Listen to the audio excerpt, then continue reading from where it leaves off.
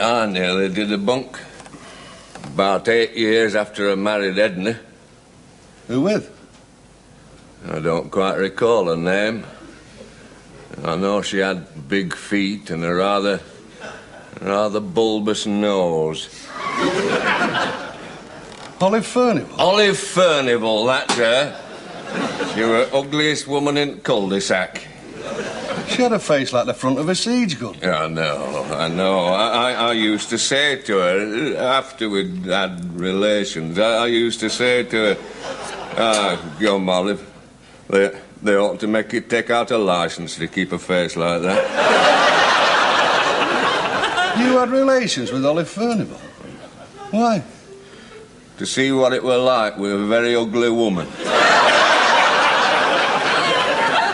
And how was it? Same as with a very pretty woman. Slightly better than whippet racing. Not as good as bowls. Hey, I don't know. Life's not worth living, is it? No, I wish there was something else you could do it. You know, Carter, you want to do a bunk now while you've got the chance. Make your escape now, lad, while iron's still hot to your soul. Don't be like me and wait till it's turned into clinkers. I'll come with you. Hey, that's it. I'll come with you. We'll be off and away tonight. Thee and me, father and son, couple of mates. We'll show 'em who's master of their destinies. We'll show 'em. I don't want to do a bunk. What? I want to stay here. Stay here? Why? I want things to be simple and uncomplicated like they was when I was a nipper. There was no decisions then. It was grey flannel shorts with braces all winter and khaki shorts with your underpants showing all summer. If you didn't wash your feet in the slipper baths, you got chinky rot. If you spent too long in the bogs with health inefficiency, you got bloodshot eyes and hairs on the palms of your hands. It were all so simple and uncomplicated. That's what I want now, a simple, uncomplicated life. I see. Well, if you want something simple and uncomplicated, here you are. I'll do a bunk on my own. You? That's right, me. I'll go up to the house this very minute. I'll tell Annie I'm walking out on her for good and all. And would she please be sure to pack my new bristle toothbrush? You realise, Les, you've just committed one of the most cardinal sins what a man can make in marriage. What's that? Making a decision and taking positive action on it. Well, I'm on Mrs. Brandon's side. I'm for her and her men.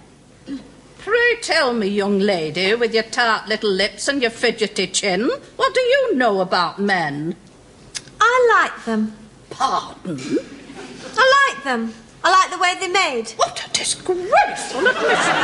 How disgusting. I endorse that. So do I. I like the way they behave.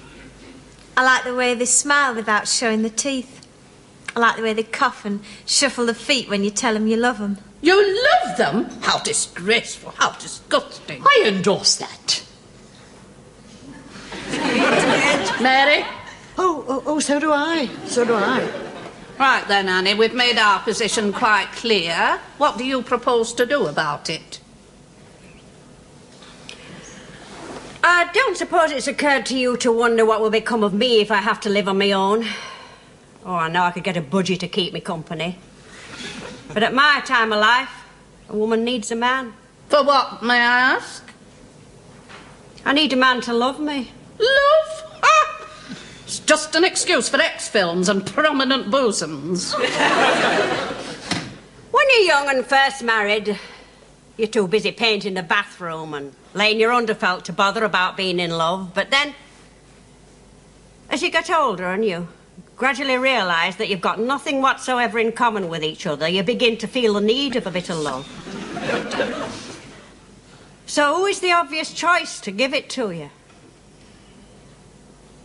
Your dad and your favourite uncles will be long since dead. Your old sweethearts will all be married. And your old heartthrobs will have long stopped throbbing. So who do you turn to? Well, you have to make most of a bad job and settle for your husband. And that's why I'm keeping Les. That's why I prefer him to a budgie. Oh, I know budgies can do some very comical tricks with their cuttlefish bones.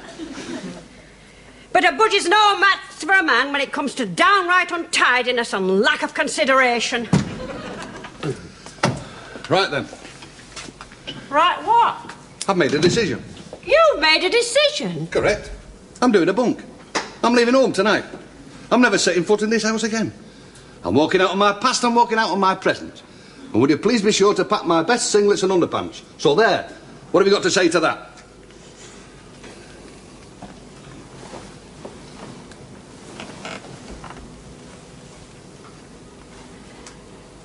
I think it's a wonderful idea, Les.